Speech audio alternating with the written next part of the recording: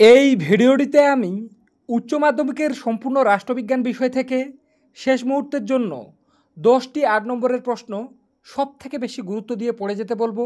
আশা রাখি আজকের ভিডিওটিতে যে প্রশ্নগুলোর পাশে 3টি করে স্টার দেওয়া আছে ওই 10টি প্রশ্ন তোমরা যদি ভালোভাবে পড়তে পারো, তুমি একদম মিলিয়ে দেখবে ওই 10টি প্রশ্নের মধ্যে উচ্চ মাধ্যমিকের রাষ্ট্রবিজ্ঞান পরীক্ষায় তোমরা 100% প্রত্যেকটি 8 নম্বরের প্রশ্ন কমন পেয়ে যাবে। রাষ্ট্রবিজ্ঞান যেহেতু আমি নিজে পড়াই, তাই এতটা কনফিডেন্স দিয়ে তোমাদেরকে কথাটা বলছি যে প্রশ্ন আজকের ভিডিওটির বাইরে যাবে না। প্রত্যেকটি 8 নম্বরের প্রশ্ন তোমরা আজকের ভিডিওটি থেকে কমন পেয়ে যাবে। তাই তোমরা অবশ্যই ভিডিওটি শেষ পর্যন্ত দেখো এবং চ্যানেলে নতুন হয়ে থাকলে অবশ্যই তোমরা চ্যানেলটি সাবস্ক্রাইব করে পাশে থাকা বেল আইকনটি প্রেস করে রাখো। তো চলো দেখে নেওয়া যাক গুরুত্বপূর্ণ প্রশ্নগুলি। তো প্রথমে দেখে নেব প্রথম অধ্যায় 1 নম্বরের প্রশ্ন, বিশ্বায়ন কাকে বলে? বিশ্বায়নের প্রকৃতি বা বিভিন্ন রূপ আলোচনা করো। এই প্রশ্নটা তোমরা পরীক্ষায় কমন পেয়ে বসে আছো, তোমাদের গিয়ে শুধু উত্তর লেখার বাকি। হ্যাঁ বন্ধুরা, সারা ইউটিউবে এমনভাবে তোমাদেরকে কেউ বলবে না, আমাদের চ্যানেল থেকে বলে দেওয়া হচ্ছে প্রথম অধ্যায় থেকে এই প্রশ্নটা তোমরা কমন পাবেই পাবে, তাই কোনোভাবে এই প্রশ্নটা বাদ দেবে না। এই প্রশ্নটা হয়ে যাওয়ার পরে 2 নম্বরে, ক্ষমতা বলতে কী বোঝো? ক্ষমতার মূল উপাদানগুলি সংক্ষেপে বর্ণনা করো। প্রথম অধ্যায় থেকে প্রথমে 2টো প্রশ্ন পড়া থাকলে এর বাইরে প্রশ্ন পড়ার প্রয়োজন নেই। এই 2টো প্রশ্ন পড়া থাকলে 100% এর বাইরে প্রশ্ন যাবে না, 2টোর মধ্যে একটা প্রশ্ন তুমি কমন পাবেই পাবে। তাই প্রথমের 2টো প্রশ্ন সবথেকে বেশি গুরুত্ব দিয়ে পড়ো। আর যারা এক্সট্রা একটা প্রশ্ন পড়তে পারবে তাদের জন্য দেওয়া আছে জাতীয় স্বার্থের সংজ্ঞা দাও, জাতীয় স্বার্থ রক্ষার বিভিন্ন উপায়গুলি উল্লেখ করো। কিন্তু প্রথমে 2টো প্রশ্ন পড়ে থাকলে 3 নম্বরটা না পড়লেও চলবে। এরপরে পঞ্চম অধ্যায়। তো পঞ্চম অধ্যায় থেকে এবছরের জন্য সবথেকে গুরুত্বপূর্ণ, উদারনীতিবাদ কাকে বলে? উদারনীতিবাদের মূল বৈশিষ্ট্যগুলি আলোচনা করো। এই পঞ্চম অধ্যায় থেকে একটাই প্রশ্ন পড়ে গেলে একটাই কমন, তাই কোনোভাবে এই প্রশ্নটা বাদ দেবে না। দেখতেই পাচ্ছ পাশে 4 স্টার দেওয়া আছে, তাই কোনোভাবে এই প্রশ্নটা বাদ দেবে না। বারবার বলছি, এই প্রশ্নটা পঞ্চম অধ্যায় থেকে আসলে এই প্রশ্নটাই আসবে, তারপরেও বলা যাবে না, কেননা পঞ্চম অধ্যায়ের কোনো প্রশ্নতে কিন্তু অথবা থাকে না। তার জন্য তোমরা পড়ে রাখবে 2 নম্বরে, মার্ক্সের রাষ্ট্র সম্পর্কিত তত্ত্বটি আলোচনা করো। এটাও কিন্তু গুরুত্বপূর্ণ। এই প্রশ্নটা হয়ে যাওয়ার পর যারা কোনো রকমের রিস্ক নিতে চাও না তারা পড়ে রাখবে, গান্ধীজির সত্যাগ্রহ সম্পর্কিত ধারণাটির উপর একটি টিকা লেখো। কিন্তু আমি আশা রাখছি প্রথমে 2টো প্রশ্ন পড়া থাকলে একটা কমন পেয়ে যাবে। আর যারা পিছিয়ে পড়া স্টুডেন্ট ভাবছো একটাই প্রশ্ন পড়বে, তাদের বলবো আমি, তোমরা একটাই প্রশ্ন পড়ে যাও, সেটা হলো উদারনীতিবাদ কাকে বলে, উদারনীতিবাদের মূল বৈশিষ্ট্যগুলি আলোচনা করো। এরপরে দেখে নেব সপ্তম অধ্যায়। তোমরা অনেকে ভাবতে পারো ষষ্ঠ অধ্যায় কই, তো ষষ্ঠ অধ্যায় নিয়ে আমরা পরে ভিডিওটির শেষে আলোচনা করব। প্রথমে দেখে নেব সপ্তম অধ্যায়। তো সপ্তম অধ্যায় থেকে এবছরের জন্য সবথেকে গুরুত্বপূর্ণ প্রশ্ন, 1-এর দাগে, ভারতের রাষ্ট্রপতির ক্ষমতা ও কার্যাবলী আলোচনা করো। এই প্রশ্নটা পরীক্ষায় কমন পেয়ে গেছো, তোমাদের গিয়ে শুধু উত্তর লেখার বাকি। হ্যাঁ বন্ধুরা, আবারও বলে দিচ্ছি, এই প্রশ্নটা তোমরা গিয়ে উত্তর লিখবে। এই প্রশ্নটা হয়ে যাওয়ার পরে 2 নম্বরে, ভারতের কোনো একটি রাজ্যের মুখ্যমন্ত্রীর ক্ষমতা ও পদমর্যাদা আলোচনা করো। সপ্তম অধ্যায় থেকে তোমরা এই 2টো প্রশ্নই কমন পেয়ে গেছো এবছরের পরীক্ষায়। 2টোর মধ্যে তোমরা এখনই ভেবে নাও কোনটার উত্তর করবে। হ্যাঁ বন্ধুরা, আমি তোমাদেরকে এমনভাবেই বলছি, তাই সপ্তম অধ্যায় থেকে এই 2টো প্রশ্ন তোমরা একদম কিভাবে পড়বে বুঝতেই পারছো।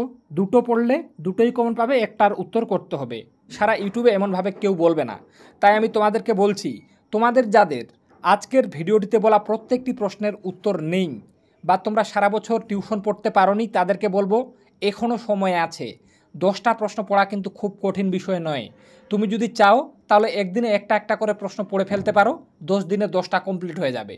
তাই বন্ধুরা, তোমরা যারা সারা বছর কোনো কারণে পড়তে পারোনি আর শেষ মুহূর্তে ভিডিওটি দেখার পরে ভাবছো যে এখনও ভালো রেজাল্ট সম্ভব রাষ্ট্রবিজ্ঞানে, তাদের বলবো তোমরা অবশ্যই স্ক্রিনে একটা হোয়াটসঅ্যাপ নম্বর দেখতে পাচ্ছ, ওই নম্বরে হোয়াটসঅ্যাপে মেসেজ করো।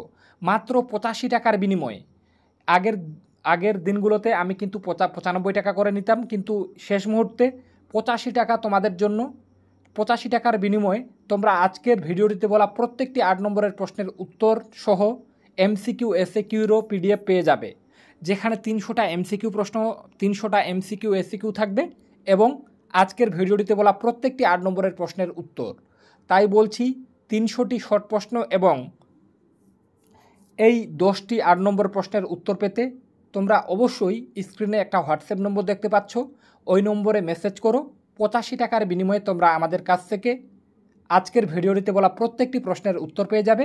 এছাড়াও 300টা শর্ট প্রশ্ন পেয়ে যাবে, যেগুলো এবছরের জন্য চূড়ান্ত গুরুত্বপূর্ণ।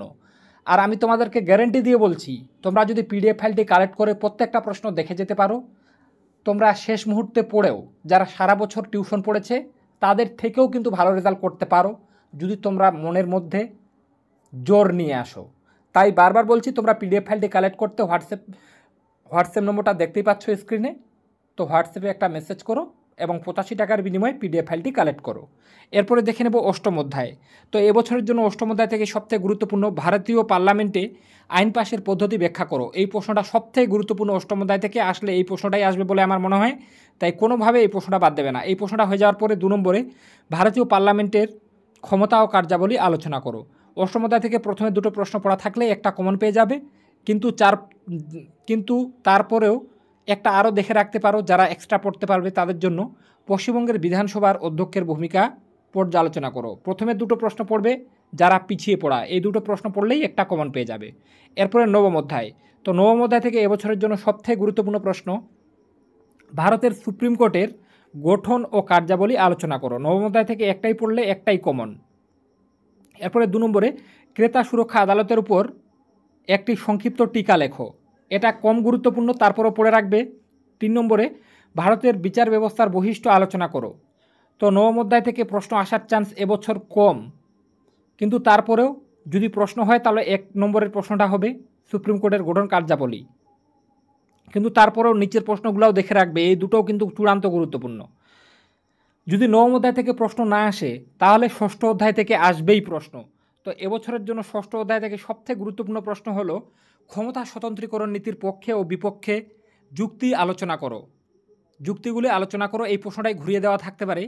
ক্ষমতা স্বতন্ত্রীকরণ নীতি বলতে কী বোঝো? কঠোর ক্ষমতা স্বতন্ত্রীকরণ নীতি সম্ভাব্য নয়, কাম্য নয়, মন্তব্যটির যথার্থতা বিচার করো।